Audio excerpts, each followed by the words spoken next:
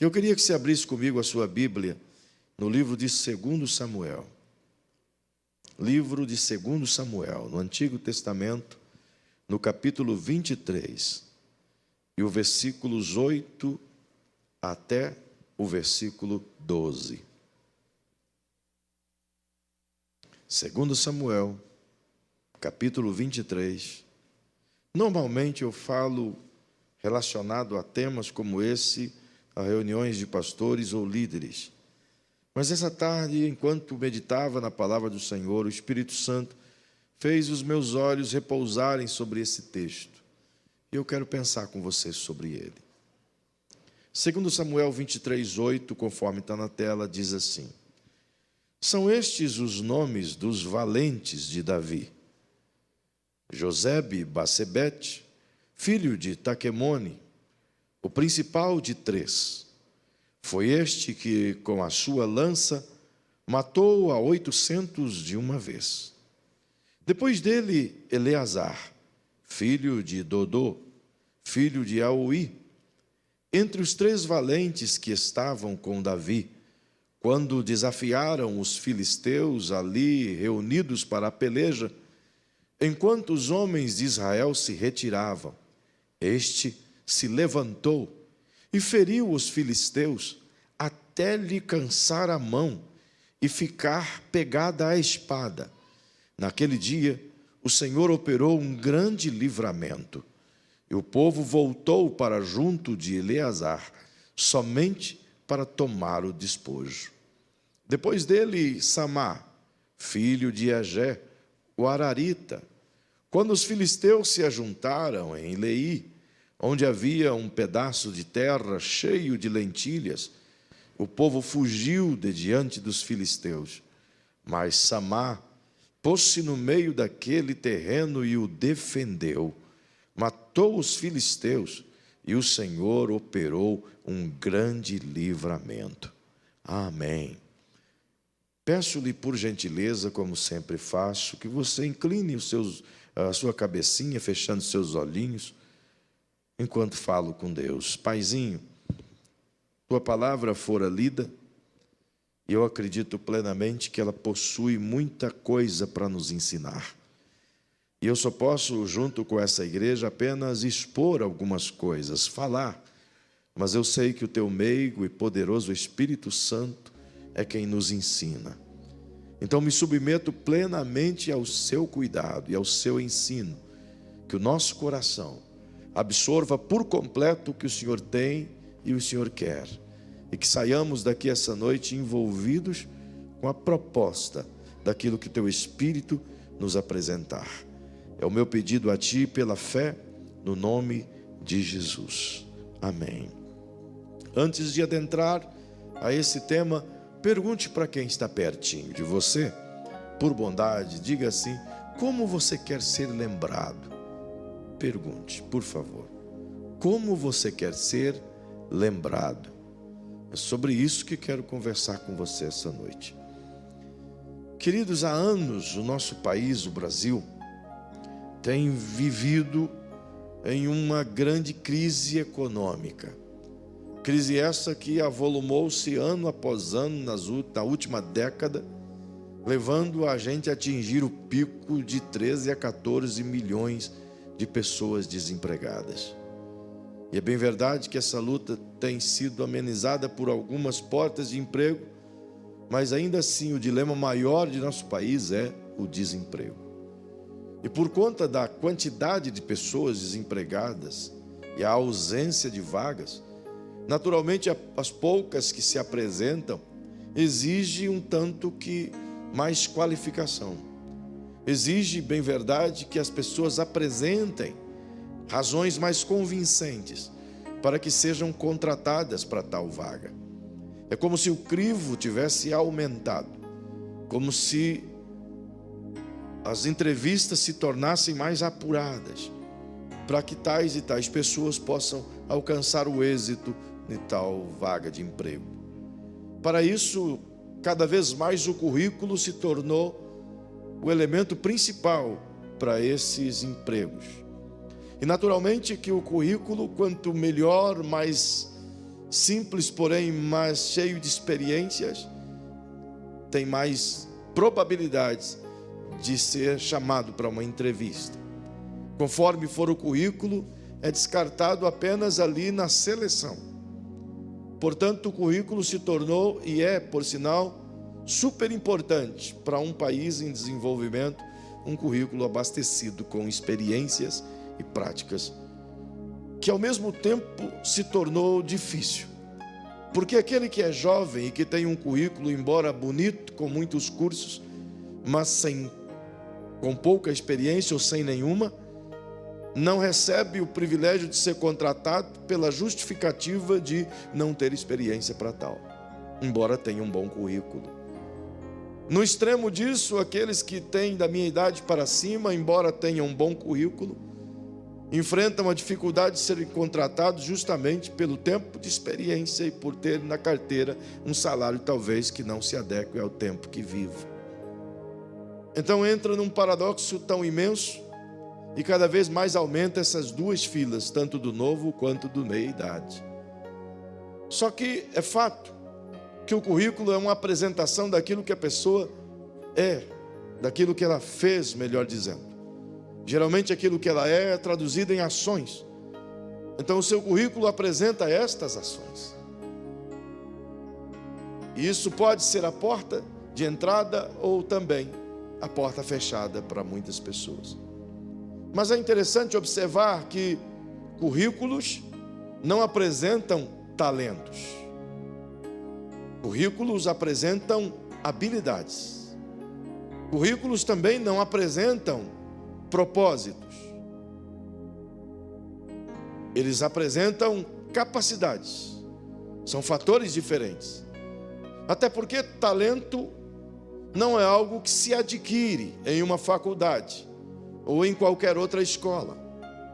Talento é uma aptidão inata do ser humano. É algo inerente ao próprio ser humano, que cada um tem em si, gerado por meio dessa fusão do gene de pai e mãe, dessa partícula de DNA de pai e mãe, que ambos, cada um na sua individualidade, têm as suas habilidades já concebidas pelo talento que ambos têm dentro de si, usados ou não. E essas partículas unidas, fundidas, gerando um novo ser humano, nasce, portanto, alguém com um talento dentro de si, uma semente, que por si só não é absoluta, não produz por si só, precisa ser descoberta, desenvolvida e assim praticada. Lembrando que talento, essa aptidão inata, é dada a todo ser humano como uma bênção de Deus na vida de todo ser humano. Desde o primeiro homem, a saber, Adão, até o que nasceu exatamente agora, em qualquer hospital desse mundo. Recebe, portanto, dessa fusão de vida, um talento. E como eu disse, pode ser descoberto e desenvolvido até se tornar uma habilidade. Mas é bom saber que talento desenvolvido, que se torna uma habilidade, não é este o propósito de uma pessoa. Todo talento é a plataforma de um propósito. Mas em geral, regra geral, as pessoas não vivem em busca da realização de seus propósitos, nem transformam ou descobrem e transformam seus talentos na busca da realização de seu propósito, mas o fazem mediante a sua ambição. Talentos são como que plataformas de ambição, quando na verdade, segundo Deus, é a plataforma de um propósito. É por isso que você encontra gente abastecida financeiramente, com profissões rentáveis e prósperas, mas que se sentem infinitamente infelizes com aquilo que fazem. São incompletos com aquilo que fazem. Aquilo que fazem é naturalmente um trabalho para si, por isso não lhes dá prazer. Mas o seu propósito é aquilo que lhe abastece, é aquilo que lhe torna feliz, que o faz feliz. Propósitos são, portanto, encontrados quando se encontra o seu talento. Ninguém consegue encontrar o seu real propósito sem antes descobrir em si mesmo o seu próprio talento e sem desenvolvê-lo. Por quê? Porque o seu propósito está profundamente ligado ao seu talento inato. E o seu talento inato, como disse, está profundamente ligado ao desenvolvimento e ao cumprimento do seu propósito. E quando a pessoa consegue, portanto, encontrar em si o seu talento, e quero lembrar-lhe que talento não é dom.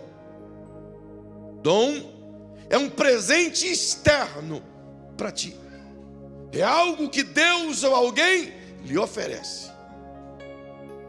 E na maioria das vezes sem merecimento algum. Portanto, talento não é dom, porque todos nós, inerentemente, nascemos com um talento, com uma aptidão. E o papel fundamental de pai e mãe é descobrir essa aptidão, é descobrir esse talento e fomentá-lo, desenvolvê-lo, aplicá-lo, para que o seu filho cumpra o seu propósito. O grande problema é que a gente não é ensinado sobre isso. Somos ensinados a crescer, encontrar uma profissão que nos dê dinheiro. Dificilmente você vai encontrar um pai afagando a cabeça do seu filho e deflagrando sobre ele uma fala dizendo: mesmo que você seja pobre, importa que você seja feliz. Mas constantemente você vai encontrar pais afagando a cabeça de seu filho, declarando: você vai ser um médico, você vai ser um advogado, um engenheiro.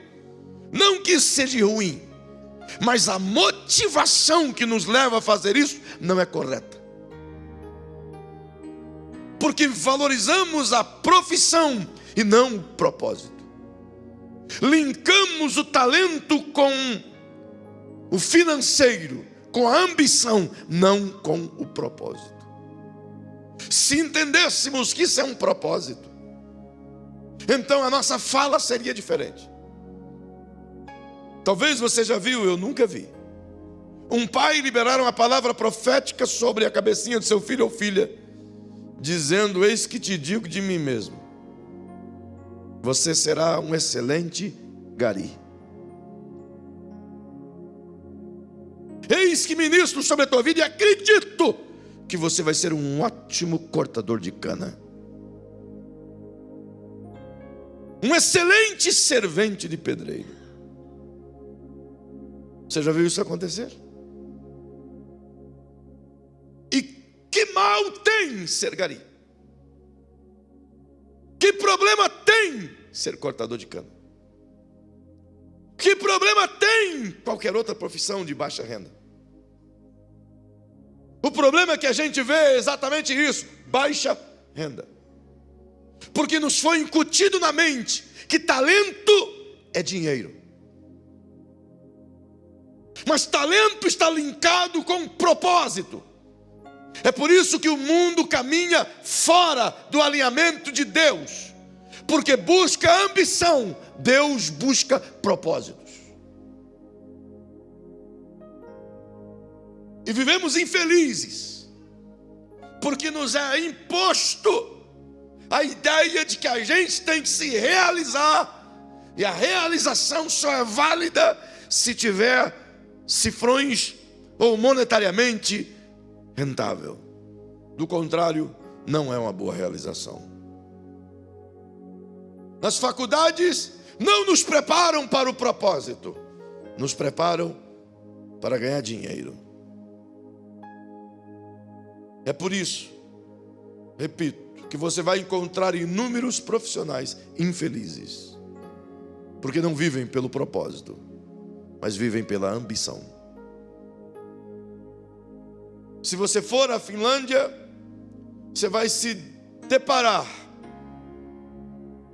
com médicos ganhando a metade do que ganha um gari. Aí você diz: uau, vou ser um gari na Finlândia. Mas para ser gari na Finlândia tem que passar por um extenso, doloroso concurso público. Para ser médico basta uma entrevista de emprego. Por quê? Porque eles entendem que a profissão do gari é mais importante do que a do médico. O gari previne a doença, o médico trata ela. Então, antes de tratar, previne. Experimenta a nossa cidade ficar uma semana sem coleta de lixo. Experimenta. A quantidade de germes, doenças e coisas ruins que virá sobre nós. É ou não é verdade? Então, glória a Deus pela vida deles. Então, é uma profissão tão digna quanto qualquer outra. Mas o problema não é a profissão, é como a gente se comporta em relação a ela. Portanto, o talento é inato. Então diga para quem está pertinho de você: você tem um talento inato. Está aí dentro. E isso não foi Deus, deu, pai e mãe, normalmente que te deu por imposição. É uma lei divina estabelecida na concepção da vida, na formação de um novo indivíduo. Duas personalidades se juntam e formam uma terceira personalidade, e assim por diante. E portanto, ninguém é inútil. Ninguém é uma ameba paralítica que precisa de uma aposentadoria. Ninguém é insignificante. Ninguém nasceu para coisa alguma. Ninguém nasceu à toa. Todos vieram por uma causa. Toda vida humana tem um propósito. Toda vida humana tem um talento dentro de si que precisa ser pavimentado para a construção de seu propósito. E a gente precisa entender isso, se quisermos não só sermos felizes, mas fazer a vontade de Deus. Perceba, portanto, que essa importância deveria ser nos ensinada até mesmo na escola secular, né? Nos momentos iniciais de nosso aprendizado. E é por essa causa que nós alimentamos um sonho, um projeto em execução do que se chama Instituto Crescer, porque acreditamos nisso. E acredito veementemente quando a cada uma daquelas crianças que aqui passaram, eu olho para cada uma daquelas crianças. Para mim não são apenas crianças, são os líderes que transformarão esse país muito em breve dias. Ali estão os melhores profissionais de todas as profissões dignas desse país. E a gente precisa olhar para eles sobre esse aspecto, porque depende de nós o quanto iremos construir isso. Depende dos pais o quanto irão investir nos seus filhos. Perceba que ao olhar para esse texto, meu coração se alegra por observar as figuras que aqui eu citei.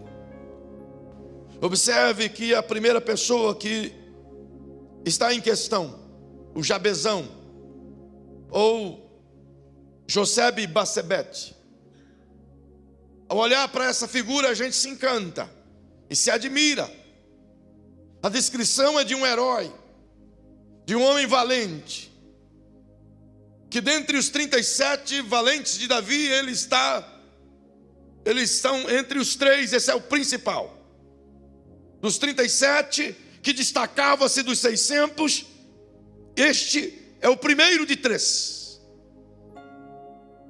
E a sua façanha é que ele era um homem extremamente hábil em uma lança. E a sua habilidade o levou na guerra a tirar a vida de 800 homens em uma batalha só. Há poucos dias atrás eu li um documentário, uma reportagem sobre os heróis da Segunda Guerra, muito especialmente americanos e nazistas.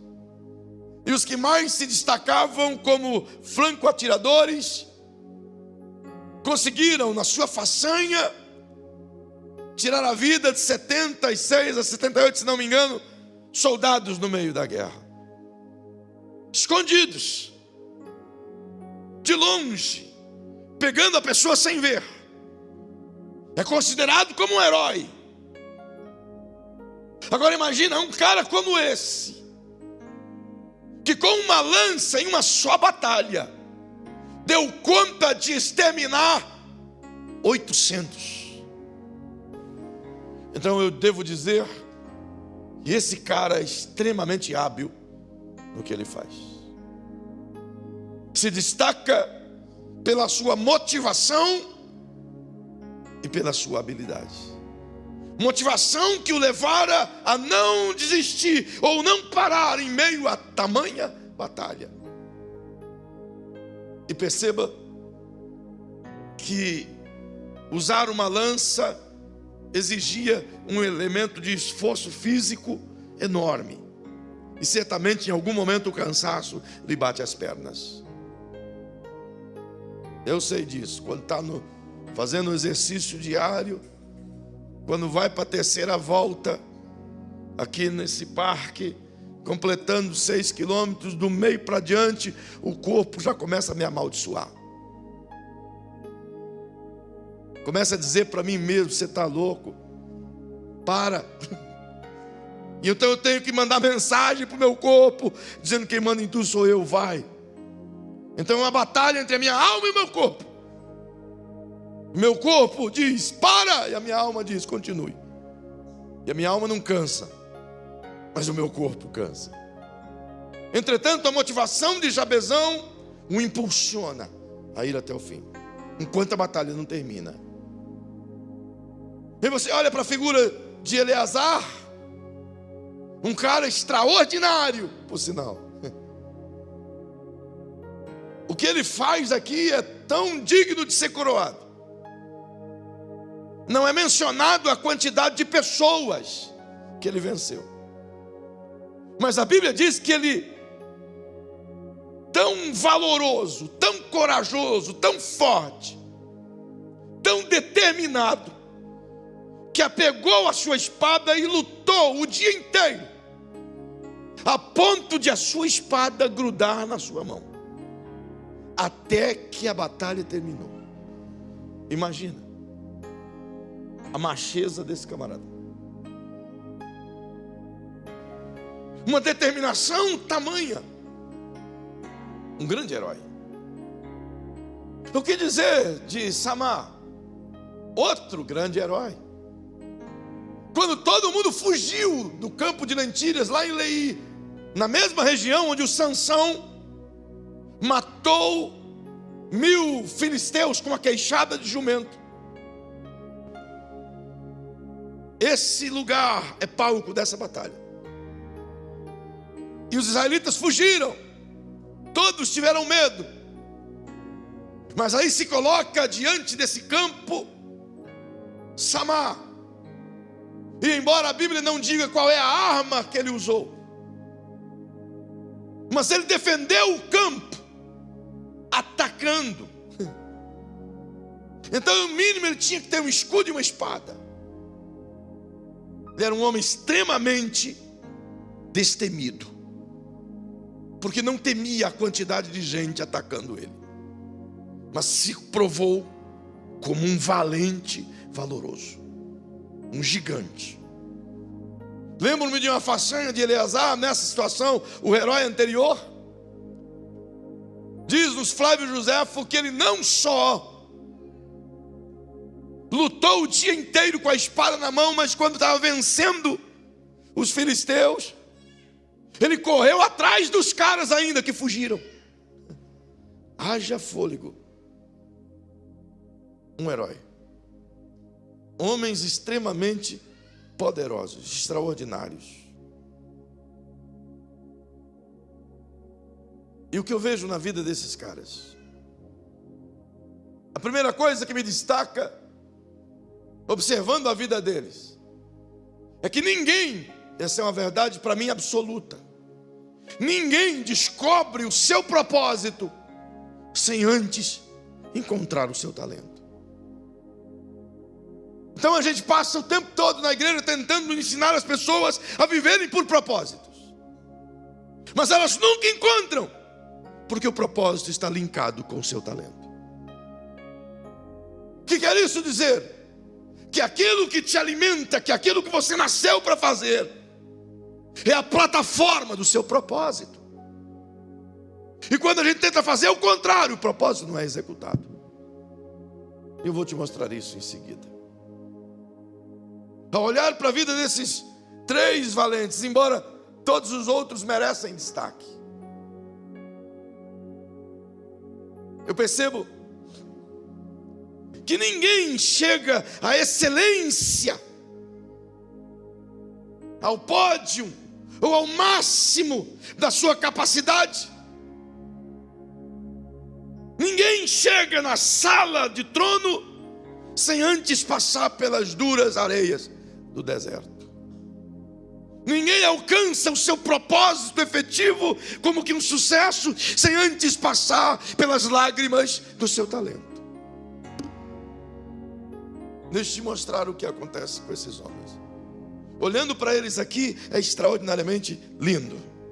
Eles são invejáveis, entre aspas. Mas conhecendo a história desses homens, então você fica encantado. E na sua Bíblia você pode olhar comigo no livro de 1 Samuel, no capítulo 22 e o verso 2. 1 Samuel, capítulo 22 e o verso 2. Nesse texto marca o momento em que Davi precisa escapar das garras de Saul. E ele foge, portanto, e se esconde no deserto da Judéia, nas cavernas de Adulão. E lá nessas cavernas, o texto diz que ajuntaram-se a Davi homens, perceba a descrição, homens que estavam em dificuldades, os que tinham dívidas, os que se sentiam amargurados de espírito. E Davi se tornou o chefe de todos eles, e eram cerca de 400 ao todo. Outras versões vão dizer que eles eram homens fugitivos por alguma causa, por algum problema com a justiça, endividados. Não eram homens com dívidas, eram homens endividados, porque dívida só Deus não tem, só Deus. E aquele bebê que está ali, porque o resto de nós, dia 10 mesmo, você tem que ter um monte de coisa, porque você tem que pagar suas dívidas. Mas uma coisa é ter dívida, outra coisa é estar endividado. Endividado é quando você perdeu o controle delas, e elas te dominam, e elas agora te sugam, e você não consegue fazer mais nada. Portanto, esses homens estavam endividados, fugitivos, endividados e amargurados de espírito, que significa estar opresso, sem paz, sem sossego, estressados, sem paciência alguma, com os nervos à flor da pele,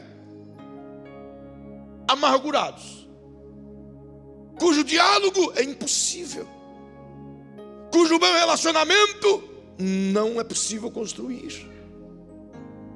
Esses homens, 400, e não era apenas os homens, eram eles e suas famílias. Então, se você acolhe um cara endividado, é uma coisa. Agora, se você acolhe um cara endividado com a sua família, é outra coisa. Se você acolhe um cara amargurado, é uma coisa. Agora, acolher um cara amargurado e a sua família é outra coisa. Então a caverna de Davi foi para mais de 1000 pessoas, no deserto. E Davi não era um senhor de idade, era um moço, muito moço. E a Bíblia diz que agora Davi precisa pastoreá-los, trabalhar com eles. E do capítulo 22 de 1 Samuel até o capítulo 23 de 2 Samuel, já se passaram aqui pelo menos 38 anos. Davi pastoreou esses caras mais de 30 anos para eles chegarem a ser o que a Bíblia diz. Então recorda comigo, 1 Samuel capítulo 22, verso 2. Como eles eram chamados, repita comigo: endividados. Não, pelo amor de Jesus, não estou falando de nós, deles. Endividados, fugitivos e amargurados. Agora pergunte para o irmão que está perto de você: você gostaria de andar com alguém assim? Fala sério. Fala sério, irmão Walter.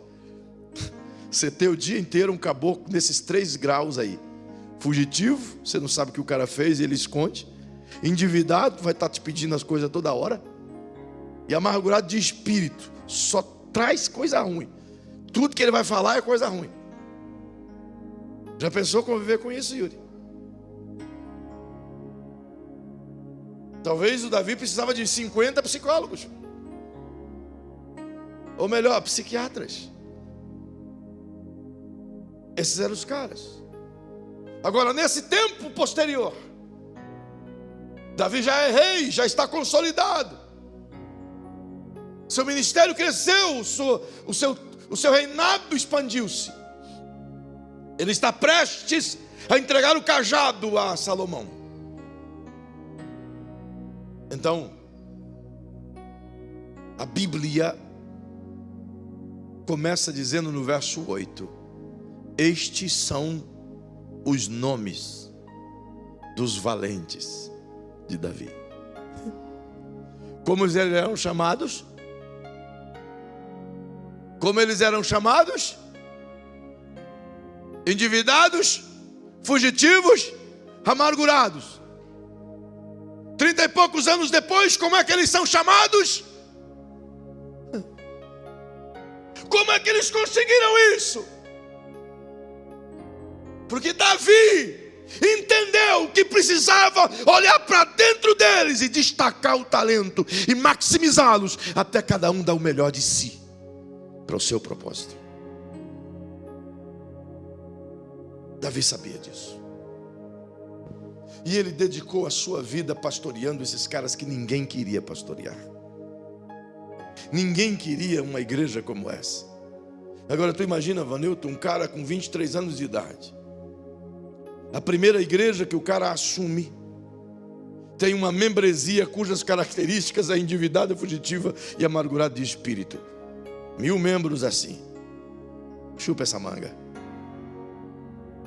Não é nada fácil. Eu estou a dizer de um menino que a experiência que ele tem de pastorado é com ovelhas no campo. Mas ele sabia olhar para dentro de si mesmo. E olhando para dentro de si mesmo, ele conseguiu olhar para dentro de cada um desses homens que estavam aqui. Ele entendeu que ele precisava destacar o que cada um tinha de melhor dentro de si. O problema nosso é que a gente sempre avalia as pessoas pela embalagem. E pela embalagem a gente faz o diagnóstico e determina se ela serve ou se ela não serve. O Davi entendeu que para avaliá-los eles tinham que andar consigo nos desertos da Judéia. E ali ele destacou cada um desses. É por isso que eu realmente acredito que sempre terá pessoas que acreditam em você e no talento que Deus colocou dentro de você. sempre Deus vai colocar alguém para fazer você entender que existe um potencial escondido aí dentro, que precisa ser descoberto. O grande problema é a nossa escolha, se queremos descobri-lo ou não. E se descobrirmos, se queremos ir à frente ou não. Perceba que esses homens hoje são colocados aqui em destaque, cheios de grandes posições, homens estritamente necessários para a caravana de Davi. Entretanto, eles também me ensinam coisas muito poderosas. Quando eu olho para pessoas, por exemplo, como o Jabezão, é claro que eu vou valorizar, a primeiro modo, a habilidade que ele tem com a lança. Mas não se trata da lança. Não tem nada a ver a lança. O que tem a ver é quem opera a lança. Quando eu olho para o Eleazar, é claro que eu vou ficar admirado com a espada Excalibur de Eleazar. Mas não tem nada a ver com a espada, mas com o braço de Eleazar. E quando eu olho para Samar, eu vou ficar entusiasmado com a determinação, a ousadia, a coragem dele. Mas a Bíblia não lhe apresenta arma nenhuma, porque não se trata de armas. Se trata daquilo que foi desenvolvido dentro deles. Você percebe que na sequência você vai encontrar outros valentes que fizeram feitos tão grandiosos quanto estes, sem armas. Então não se trata do que o cara segura, se trata do que o cara desenvolveu. Então diga para quem está pertinho de você, não se trata da empresa que você está, não se trata do carro que você dirige. Vocês estão com coragem hoje mesmo? Fala sério. Eu estou falando um negócio aqui tão forte, vocês estão aí tão devagar, misericórdia. Fala, não se trata dessas coisas aparentes, se trata do que tem dentro de você. É isso que importa. Não é o que as pessoas dizem ao seu respeito, é o que Deus disse ao seu respeito. Não é o que determina o mundo comercial à sua volta, é o que Deus colocou dentro de você como propósito. É isso que é importante. E a gente precisa ter essa consciência. Isso me leva a algumas coisas bem rápidas aqui. Que horas são? É mesmo. Sabe, todos nós precisamos de alguma maneira encontrar a área de domínio da nossa vida. Todos nós. E essa área de domínio é exatamente centrada naquilo do meu talento e que se transformou em habilidade. Eu preciso encontrar. E veja como Deus trabalha isso dentro de cada um de nós. O propósito de Deus está vinculado ao seu talento de tal forma que a ideia de Deus não é anular a sua profissão para cumprir o propósito, mas é que você realize a sua profissão no seu propósito. A sua habilidade é que realiza o seu propósito. A dificuldade está entre essa descoberta principal daquilo que você for feito e daquilo que você vai fazer. É nisso que encontra-se o nosso mapa e que às vezes distancia de nossos tesouros, porque a gente não encontrou o nosso talento. Por exemplo, a ideia de Deus, quando se trata de liderança, de destaque, de chamamento de pessoas, de colocar pessoas dentro de seu plano, Ele não usa um só, ou A, ou B, ou C, mas Ele estabelece um padrão para todos. Todos são utilizáveis para Deus. E o plano de Deus está centrado naquilo que você nasceu para fazer. E o que você vai fazer é que deve ser a razão para cumprir o seu propósito, se não percebam. Eu gosto muito dessas expressões bíblicas, porque elas me elucidam a alma de uma forma muito simples. Por exemplo, eu acho que você se lembra em Êxodo 3, quando Deus foi falar com Moisés, e o diálogo se estendeu até o capítulo 4. E Moisés encontra-se com Deus lá no monte, nas colinas do Sinai, nas montanhas do Sinai. E uma sarça está fumegando, mas não se queima.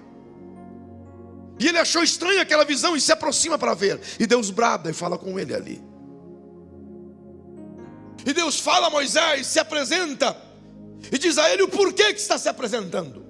E o chama e diz: eu estou te comissionando para você libertar os meus filhos no Egito, porque eu ouvi e vi a aflição deles. E durante 3 vezes Deus afirma esse chamamento a Moisés. E as 3 vezes que Deus falou com Moisés, Moisés deu uma desculpa, uma refutação. Na 4ª vez, Moisés disse: Senhor, tu sabes, eu tenho dificuldade do vernáculo, eu não consigo falar direito, então não dá para executar essa tarefa. O que ele estava dizendo para Deus é: o Senhor errou o endereço, o Senhor escolheu o cara errado, o Senhor deveria ter prestado atenção em mim conversando, aí com certeza o Senhor não viria aqui, o Senhor iria em outro lugar. E talvez você e eu já dissemos isso algumas vezes para Deus: como é que eu vou evangelizar? Eu não sei falar, eu não sei pregar, eu não sei nem conversar. Dá uma cutucadinha em quem está pertinho de você e diga: não já passou isso por dentro de você não? A maioria de nós já deu essa desculpa. E Deus olhou para Moisés e disse: Moisés, responde para mim, quem fez o mudo? Eu amo essa resposta de Deus. Quem fez o mudo, Moisés? E Deus disse: o Senhor. E ele disse: pois bem, eu fiz o mudo e fiz o que sabe falar. Ponto final. E o que tem isso a ver, Senhor? Deus disse: eu sei que o teu irmão Arão, que você não vê há mais de 40 anos, fala muito bem. O que o Senhor quer dizer com isso, Senhor? Deus está dizendo a Moisés: você só precisa ser responsável pelo teu talento. O que faltar no teu, o teu irmão vai completar. Você só precisa ser responsável pelo talento que eu coloquei na tua mão, porque o que faltar no teu, o outro teu irmão vai completar. Uau, Senhor, então todos nós somos utilizáveis? Sim, todos são utilizáveis. Deus disse: você não sabe falar, mas o teu irmão Arão fala muito bem. Então você fala com ele e ele fala com o povo. Eu falo com você, você fala com ele e ele fala com o povo. O que Deus está dizendo é que todos nós recebemos uma parte, não o todo. A minha parte falta um monte de coisas que você completa, que você completa, que você completa. O meu talento não atende a tudo, mas atende uma coisa que você precisa. Cada um de nós recebeu de Deus uma incumbência, e essa incumbência precisa ser desenvolvida para alcançar o propósito. Porque é nisso que eu vou ser lembrado, no meu propósito. Deus me chamou para a comunicação, e a única coisa que acho que consigo fazer, comunicar. E talvez eu até gostaria de ser um bom cozinheiro, mas eu sou um péssimo cozinheiro. Então Deus levantou alguém que sabe cozinhar, para que eu possa comprar a comida dele. Ele completa essa minha ausência. Eu não sei tocar violão, também não sei cantar. Então Deus levantou outro com talento, que toca violão, que eu prego, ele toca, que eu canto, ele fala, que eu oro, ele chora, e assim por diante. Então quando você olha para uma pessoa, de alguma maneira ela completa quebra-cabeças na vida de alguém. O teu talento é para servir alguém. Tudo aquilo que Deus colocou dentro de nós não é para nós, é para servir alguém. A unção que a gente recebe não é para nós, é para alguém.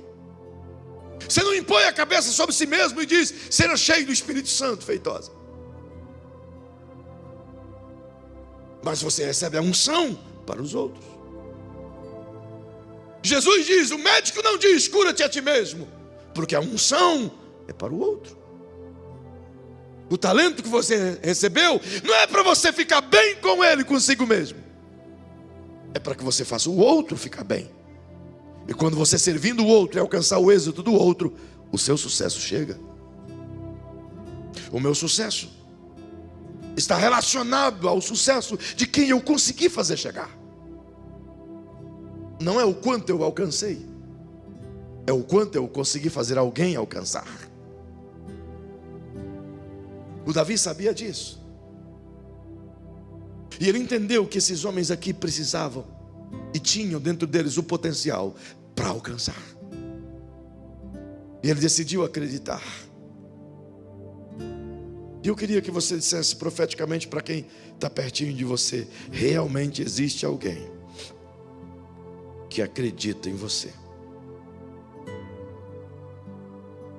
Quando a gente descobre nosso talento, então precisamos empreender todos os esforços para nos tornar hábeis nesse talento. É nisso que você vê a excelência de Jabezão. Porque ele alcançou e conseguiu a façanha de tirar a vida de 800 pessoas? Porque ele se tornou hábil no que ele fazia. Ele não conseguiria isso se ele fosse simplesmente: vou pegar de qualquer maneira, vou fazê-lo. Era o seu talento foi aprimorado. O Samar, a sua habilidade pela espada, não foi simplesmente pegou e ela encheu de poder como o He-Man e ele se transformou. Não, senhores. Mas ele desenvolveu a sua habilidade. O grande problema é que a gente quer alcançar o sucesso sem passar pelo deserto. Gostaríamos de chegar em ser entre os 3, dos 30, dos 600, sem passar pelos 20 ou os 30 e poucos anos de deserto. E a ideia de Deus é que a gente entenda que esse talento que Ele colocou dentro de nós precisa ser usado, porque um dia será questionado. Aquilo que eu recebi, eu vou ter que prestar conta. O talento que veio a mim, eu vou ter que prestar conta. E a cada um é dado mediante aquilo que ele pode fazer. Então Deus nunca vai impor sobre mim ou sobre você algo que você não possa fazer. Ele sempre vai me dar aquilo que eu sou capaz de desenvolver, mediante o quanto Ele acredita em mim. É por isso que para alguns Ele dá muitos, e para outros Ele dá poucos, mas tendo a perspectiva de que todos alcancem a projeção feita por Deus da multiplicação. Olhando para essas figuras, a gente entende que é aqui que se encontram os seus propósitos. Os seus feitos os levam ao máximo de suas realizações em seu propósito.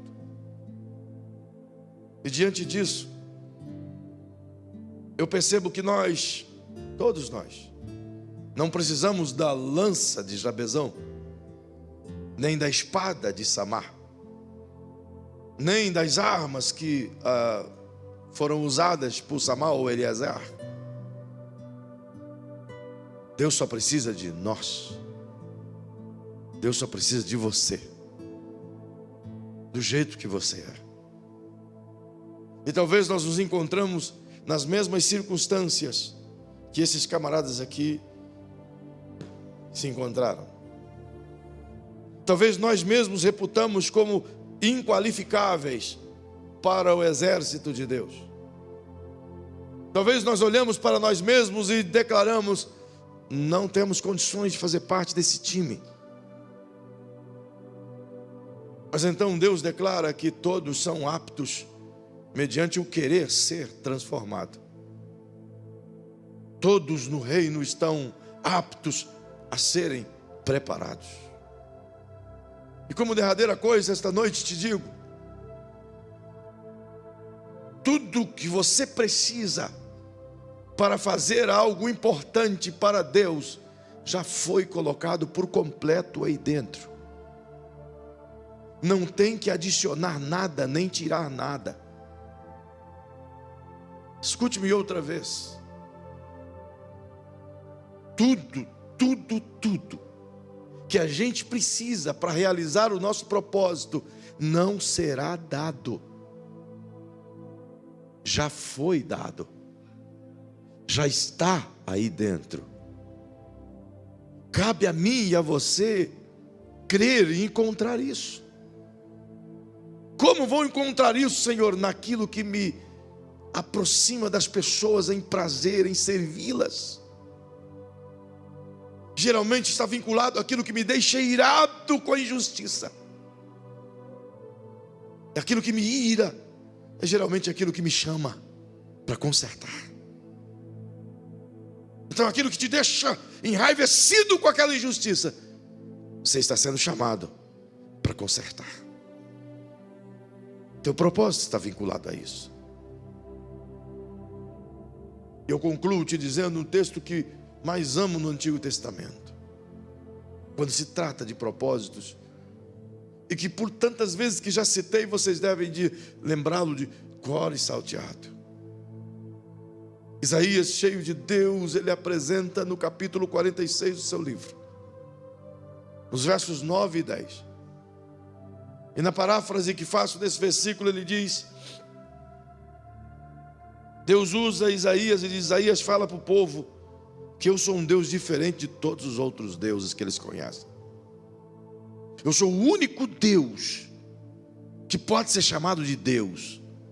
E pela terceira vez ele diz: eu sou um Deus completamente diferente de todos os outros.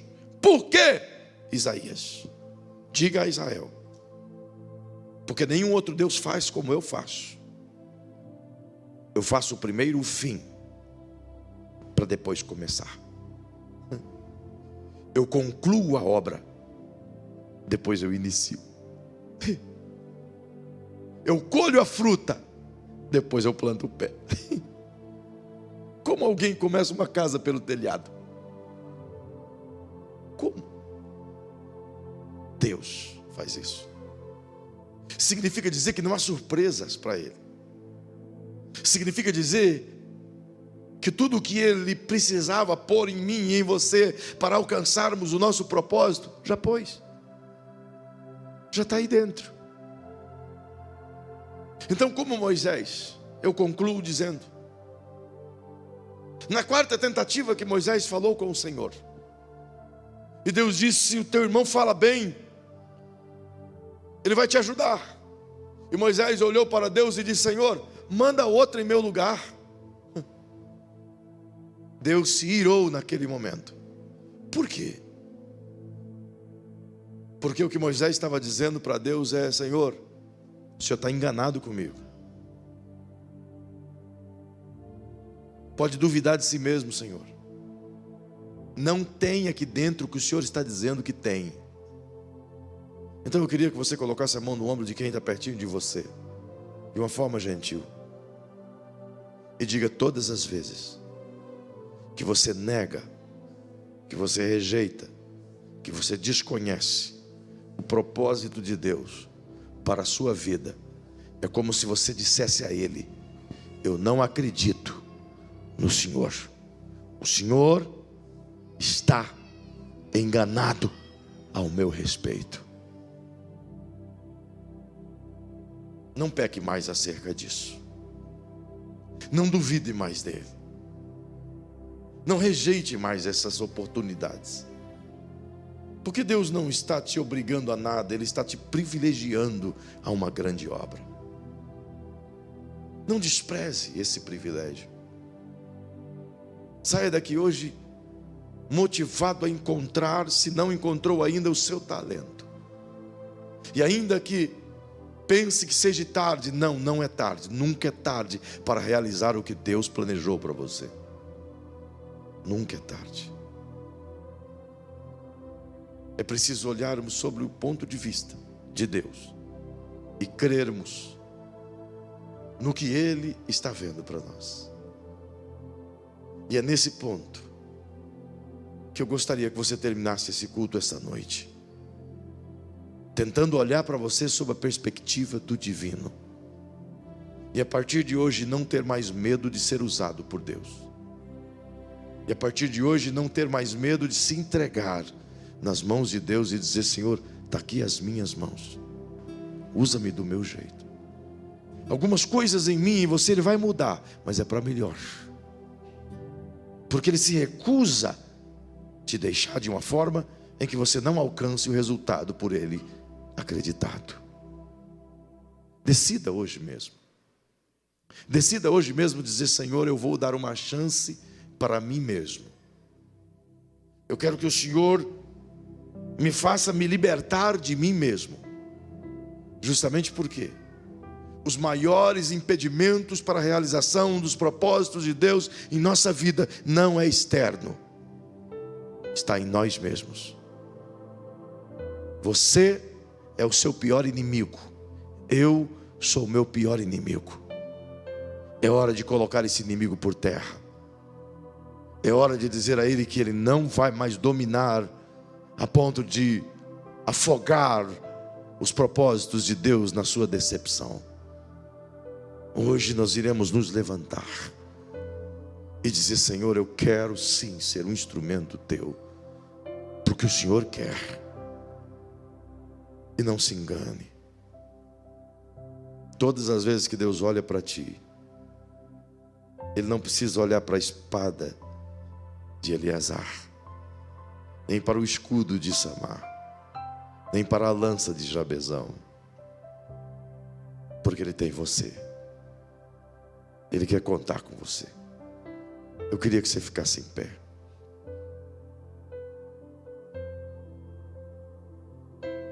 Você foi feito para algo bem maior.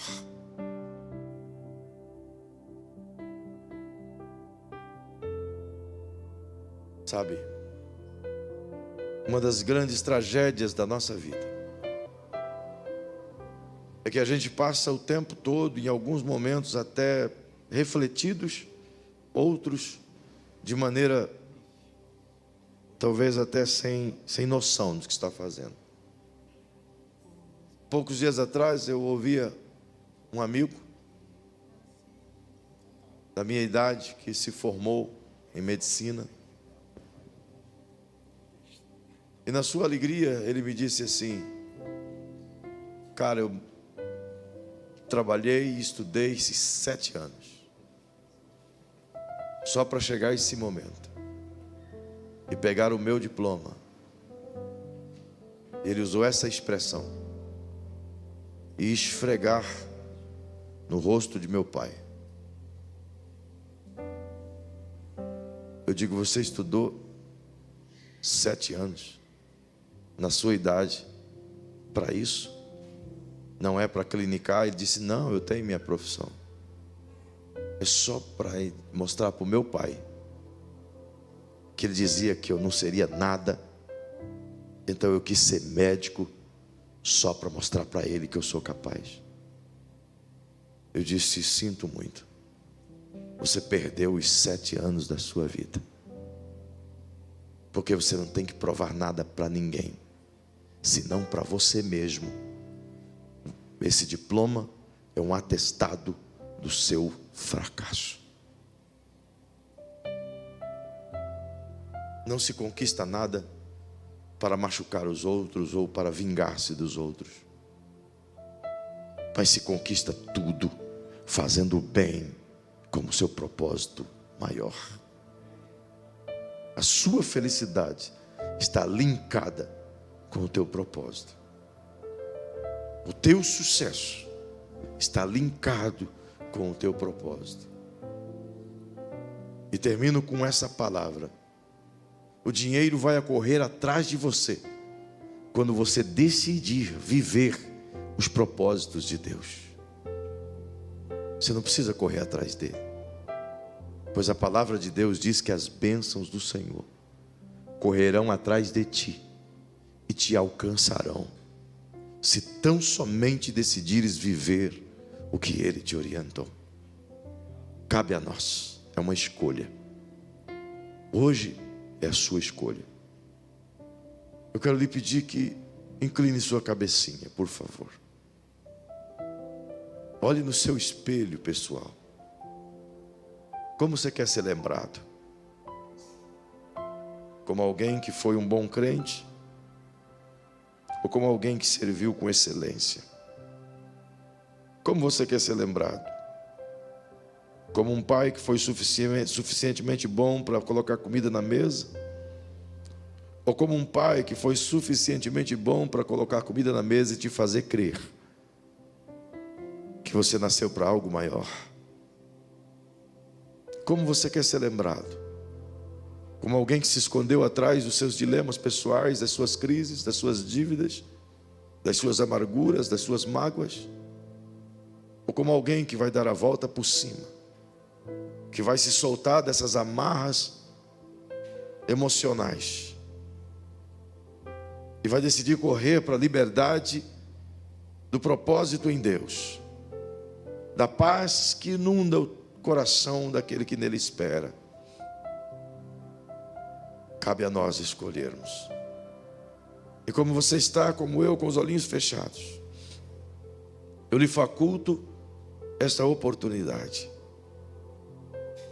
Se tem alguém que acredita em você mais do que qualquer outro ser humano, é Jesus. Porque ele decidiu dar a própria vida porque acredita em você. Porque viu valores em você que ninguém mais viu. Então a primeira coisa a fazer é crer no que ele creu e não duvidar do que ele acreditou. Por isso eu te ofereço essa oportunidade de entregar o seu coração aos cuidados paternais de Jesus e encontrar nele o seu real propósito de viver. E no nome do Senhor, onde estiver a primeira pessoa essa noite que decide no seu coração abrir a sua alma e dizer: Jesus, eu quero me entregar a Ti. O meu pedido é que você levante uma de suas mãos para que alguém da minha equipe possa te ver, para que alguém do corpo pastoral possa te ver.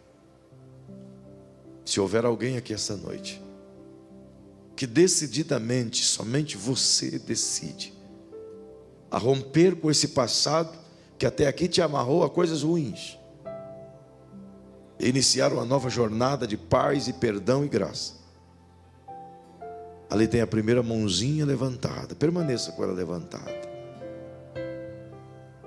Onde está a segunda pessoa que essa noite decide? Ali está a segunda pessoa. Onde está a terceira pessoa que essa noite diz: chegou a minha vez, eu quero? Onde está a terceira pessoa? Onde está? Tem mais alguém? Talvez tudo que você precisa é desse sinal, é dessa fé, dessa coragem. Basta levantar a sua mão. 2 pessoas já o fizeram. Onde está a terceira pessoa? Onde está você? Desata esse nó, quebra essa cadeia das mágoas, do passado, da dor, das más palavras, das maldições. Quebra isso agora. Onde está a terceira pessoa? Aleluia. Ali está a terceira pessoa. Glória a Deus, glória a Deus, glória a Deus, glória a Deus. Onde está a quarta pessoa aqui esta noite? Onde está a quarta? Tem mais alguém? Continue orando. Continue orando. Onde está? Oh, em nome de Jesus, eu quero orar com você agora. Mas eu estendo esse convite a você que quer iniciar esse propósito hoje, que quer recomeçar algo hoje, quer recomeçar uma nova vida hoje, quer desatar esses nós hoje. Oh, aleluia. Ore comigo agora. Deixa esse passado para trás. Solta essas amarras. Quebra essas correntes que te prendem e se levantam contra o seu sucesso. Em nome de Jesus. Ore comigo agora. Paizinho, eu me uno a essas pessoas em oração, porque como essa canção que está sendo gerada agora, a nossa vida pertence a Ti, Senhor. E pessoas hoje estão se decidindo a Ti, a romperem com esse passado que trouxe amarguras, que os machucou, que os feriu, que rompeu contra o futuro de paz, contra a harmonia familiar, contra um conforto familiar. E eles se sentem agora, Senhor, diante de Ti, com a oportunidade de serem livres. Então os livra dessas algemas, os livra desse passado, os livra, Senhor, daquilo que os acusa, mas que hoje, agora, esse perdão os limpe por completo, que suas almas sejam saradas, e que o Teu Espírito, Senhor, habite dentro deles, e que a partir de então possa dizer em alto e bom som: a minha vida é toda Tua. Mas todos aqueles que agora igualmente querem se desatar das coisas que os prendem a essa vida e encontrar dentro de si o potencial, o seu talento, e maximizá-los a alcançar o seu propósito, então, Pai, dê a eles essa oportunidade, dê a nós esse privilégio. E esta noite, uma vez mais, celebraremos o Teu nome, pela salvação gerada, pela convicção gerada, aleluia, pela liberdade gerada, pela vida que nasce, que brota. Oh, em nome de Jesus, oh, em nome de Jesus, aleluia. Com alegria, cantemos a Ele.